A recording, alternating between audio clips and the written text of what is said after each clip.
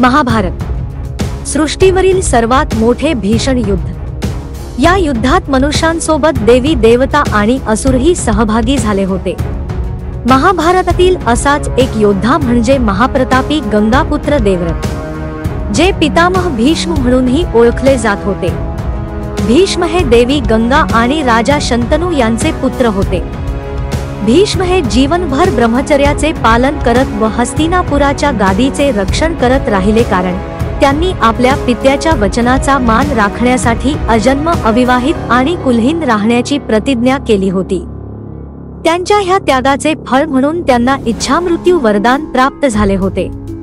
महाभारतानुसार विचित्रवीर्य हा भीष्माचा सावत्र भाऊ हस्तिनापुराच्या गादीवर बसला होता।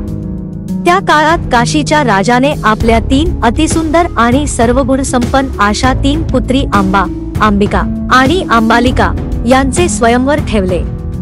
या स्वयंवरात हस्तिनापुर युवराजांना आमंत्रित केले नाही म्हणून भीष्म अतिशय क्रोधित झाले आणि त्यांनी त्या 3 राजकुमारींचे अपहरण करून विचित्रवीर्य सोबत त्यांचा विवाह करण्याहेतू त्यांना हस्तिनापुरात घेऊन आले। हस्तिनापुरात आल्यावर राजकुमारी अंबा हिने एकांतात भीष्मांना आपल्या मनातील भाव बोलून दाखवले की ती शल्य राज्याचा राजा शाल्व यांच्यावर प्रेम करते आणि तिला त्याच्यासोबत विवाह करायचा आहे। भीष्मांनी तिचे ते दुःख ओळखले व तिला शल्य राज्यात राजा शाल्व याच्याकडे पाठवले, परंतु भीष्मांनी तिचे अपहरण केल्यामुळे तिच्या पावित्र्यावर डाग पडला आहे आणि एक क्षत्रिय असल्यामुळे तिला आपले करणे हे त्याच्या सन्मानाच्या विरोधात आहे, असे कारण देऊन शाल्व राजाने अंबाचा स्वीकार केला नाही। निराश आणि क्रोधित अंबाने भीष्मांना आवाहन केले की तुमच्यामुळे माझ्यावर ही वेळ आली आहे। एक नारी म्हणून माझे पावित्र्य तुमच्यामुळे धोक्यात आले आहे। आता यावर उपाय स्वरूप तुम्हीच माझ्याशी विवाह करा। त्यावर भीष्म बोलले, मी आजीवन ब्रह्मचर्य स्वीकारले आहे। मी माझी प्रतिज्ञा कदापि तोडू शकत नाही। मला क्षमा कर, मी तुझी काहीही सहायता नाही करू शकत। हे ऐकून अंबा अतिशय क्रोधित झाली। तिच्या मनात भीष्मांच्या बद्दल क्रोधाची आग तीव्र भडकू लागली।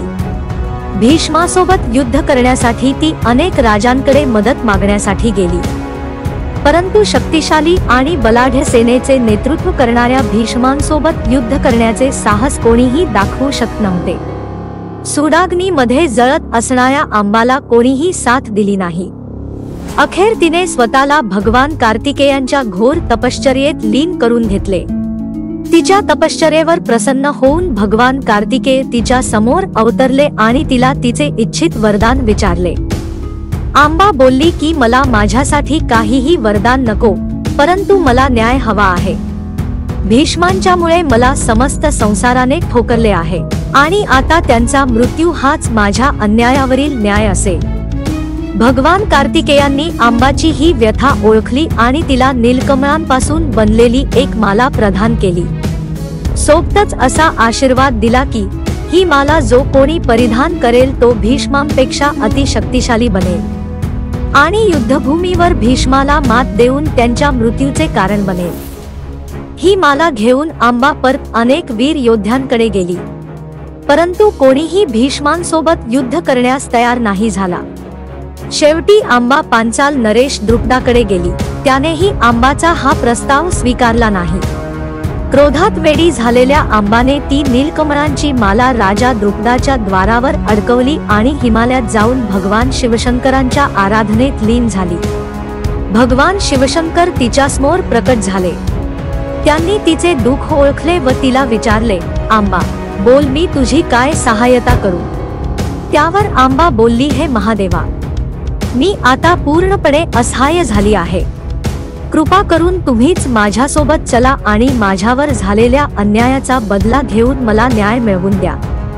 त्यावर महादेव बोलले, अंबा, तुला जर वाटत आहे गंगापुत्र भीष्मांनी तुझ्यावर अन्याय केला आहे तर तुझ्यावरील या अन्यायाचा प्रतिशोध तू स्वतःच घेशील। मी तुला वरदान देतो की पुढील जन्मी तूच भीष्माच्या मृत्यूचे कारण नशील। महादेवांकडून हे वरदान मिळताच अंबाला आपल्या प्रतिशोधासाठी वेळ घालवायचा नव्हता। तिने स्वतःला अग्नीच्या हवाली करून आपले प्राण त्यागले। आपल्या पुढील जन्मात आंबा पांचाल नरेश द्रुपद याच्या घरी जन्मली। तिचे या जन्मीचे नाम शिखंडी असे होते। तिच्यामध्ये आपल्या पूर्वजन्मीच्या सर्व स्मृती जागृत होत्या। राजा द्रुपदाने शिखंडीला एका पुरुषा समान वाढवले होते आणि तिला युद्धामधील सर्व कला पारंगत करून दिल्या होत्या। प्रतिशोधाची आग मनात असलेल्या शिखंडीने राजा द्रुपदाच्या द्वारातील ती नील कमळांची माला स्वतःच्या गळ्यात घातली। भगवान कार्तिकेयांच्या आशीर्वादानुसार तिच्यामध्ये अनेको वीरांचे बळ आले होते। शिखंडीने ती माला परिधान करून महाबली भीष्मांसोबत दुश्मनी स्वीकारली आहे। त्यामुळे आपल्या राज्यावरही आता संकट येईल या भीतीने त्याने शिखंडीला आपल्या राज्यातून निष्कासित केले। द्रुपद राजाच्या राज्यातून बाहेर पडलेल्या शिखंडीवर एका यक्षाची नजर पडली आणि त्याने तिच्या शरीरात प्रवेश केला। यक्ष व शिखंडी यांच्या आत्माचे मिलन होताच शिखंडी एका किन्नरमध्ये परावर्तित झाली। महाभारत कथनानुसार शिखंडीला जेव्हा हे ज्ञात झाले की भीष्म कौरवांच्या बाजूने युद्ध लढत आहे, तेव्हा तिने अर्जुन व श्रीकृष्णांची भेट घेतली आणि आपली त्या युद्धात सहभागी होऊन त्यांच्या बाजूने युद्ध लढण्याची इच्छा व्यक्त केली। श्रीकृष्ण शिखंडीच्या मागील जन्मातील अन्यायाबद्दल जाणत होते, परंतु एका किन्नराला आपल्या सेनेत घेणे याबद्दल अर्जुनाचे दुमत होते। तेव्हा श्री कृष्णांनी अर्जुनला उपदेश केला की हे युद्ध धर्म व अधर्माचे आहे, त्यामुळे या युद्धात सहभागी होण्याचा प्रत्येक प्राणीमात्राला अधिकार आहे। शिखंडीचे या युद्धात सहभागी असणे तुझ्या विजयाचे कारण बनू शकते। तेव्हा श्रीकृष्ण व अर्जुनाने शिखंडीला पांडव सेनेत सम्मिलित करून घेतले। पांडव सेनेकडून लढत असणारी शिखंडी कौरव सेनेवर तुटून पडली, पण तिचा प्रतिशोध अजून बाकी होता। महाभारत कथेनुसार शिखंडीने कौरवांचे अनेको वीर धारातीर्थी पाडले होते। क्रोधित शिखंडीने अखेर महाबली भीष्मांना युद्धासाठी ललकारले। ती बोलली, भीष्म, किती वेळ या दृष्ट कौरव सेनेच्या पाठीमागे लपून बसणार आहेस? बाहेर ये, मी आली आहे माझा प्रतिशोध पूर्ण करण्यासाठी। तिची ही ललकार ऐकताच पितामह भीष्मांनी ओळखले की ही आंबाच आहे जी शिखंडीच्या रूपात जन्मली आहे। पितामह भीष्मांच्या प्रतिज्ञानुसार ते एका स्त्रीवर शस्त्र उचलू शकत नव्हते। तेव्हा श्री कृष्णांच्या उपदेशानुसार शिखंडी अर्जुनाच्या समोर उभी राहिली। पितामह भीष्म शिखंडीवर आपला बाण चालवू शकले नाही। अर्जुनाने याचा फायदा घेत त्यांच्यावर एका दिव्य बाणाचा प्रहार केला।